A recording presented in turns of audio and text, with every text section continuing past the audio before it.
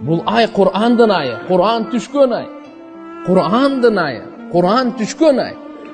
Қолдан келішінше ең көп уақытты Құр'анға берішіміз керек. Бұл айда Алла Субханаху ва Тааля бұл сооптың сезоны да. Ушунчалық көбейтіп береді. Адам чектей албайды, елестетіп болбайды. Шахр Рамадан унзила фихил Құр'ан худан линнас. Алла Құр'анда айтады, Рамазан айында Құр'ан-ы Карим түшті бүткіл адам затқа жол көрсету үшін. Рамазан айда Құр'ан түшкені еле ұшы Рамазан айдың қадырына жетішті бұл. Рамазан айдың шарапаттылығына жетішті, бұл да Құр'ан түшкі. Құр'ан-ы Карим қадыр түнде түшті, қадыр түн қадырлы болып қалды. Рамазан айда түшті, Рамазан ай қадырлы болып қалды. Пайғамбар Мұхаммад алейхиссалам жүрегіне түшті, пайғамбарымыз қадырлы. Бұл үмметке түшті, бұл үммет қадырлы болды. Қанша деген чоң сыймақ, қанша деген чоң сыймақ.